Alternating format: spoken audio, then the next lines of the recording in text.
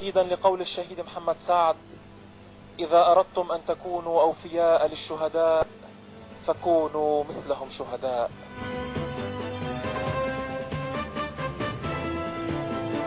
بسم الله الصمد الأعظم، باسم الشعب الحر المسلم. صدقوا ما عاهد الله عليه، فمنهم من قضى نحبه ومنهم من ينتظر وما بدلوا تبديلا. صدق الله العظيم.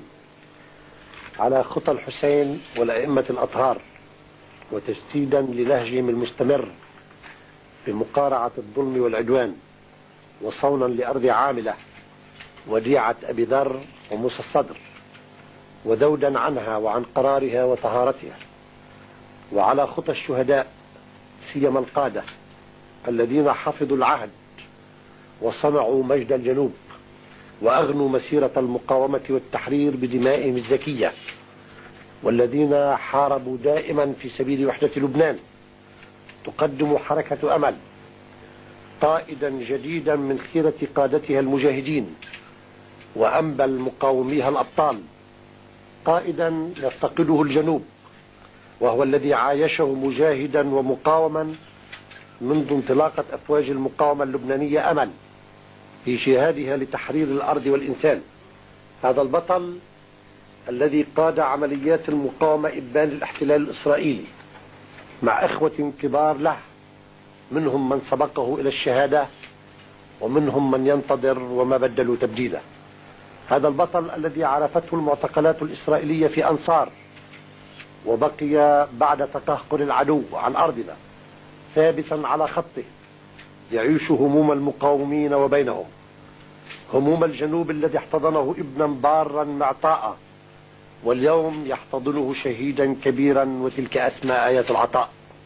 حركة أمل إلى شعبها العظيم في الجنوب ولبنان، وإلى أهلنا المنتشرين في كل بقاع الأرض. المسؤول العسكري للحركة في الجنوب الأخ الشهيد القائد حسن جعفر أبو جمال، الذي استشهد في ساحة المعركة وهو يدافع عن قرار الجنوب وكرامة أهله.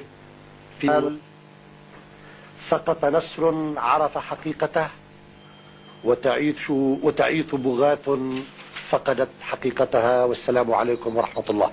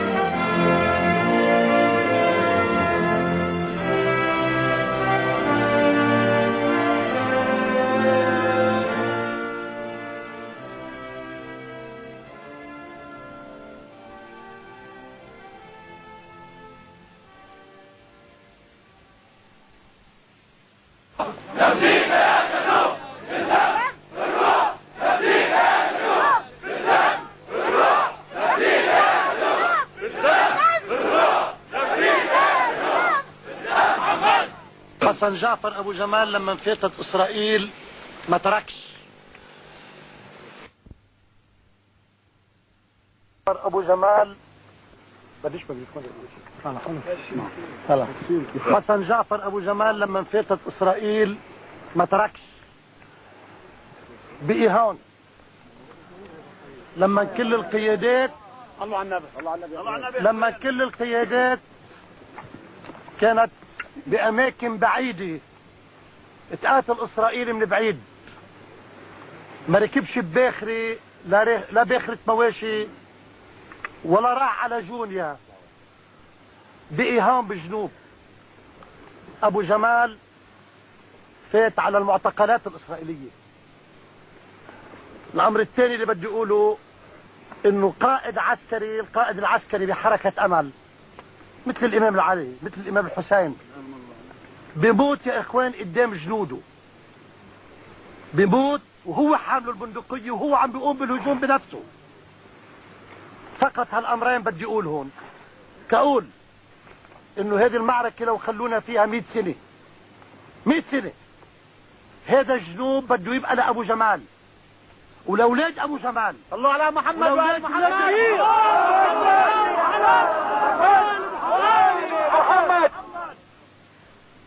اليوم قالوا لي انه السيد خامنئي اصدر فتوى بوقف النار وبعودة الامور لما كانت عليها، بعودة المهاجمين الى مواقعهم. انا من هون على عبر قائد شهدائنا بقول اني ملتزم الفتوى بوقف اطلاق النار وانه يرجعوا لاماكنهم. لا لا والله مرة اخرى لايكو صاروا قاتلين من القادة باسم المقاومة، صاروا قاتلين من القادة اكثر ما قتلت اسرائيل. اسرائيل قتلت محمد سعد وخليل الجرادي، اني قتلوا داوود ومحمود وحسن ومحمد حمود ومحمد جزيني قائد المقاومة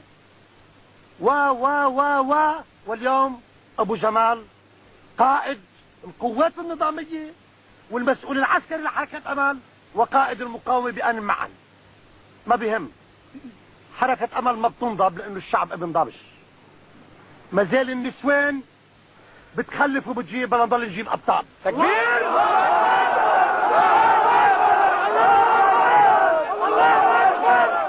ممنوع اكبر، وممنوع نسواننا تحبل الا بابطال.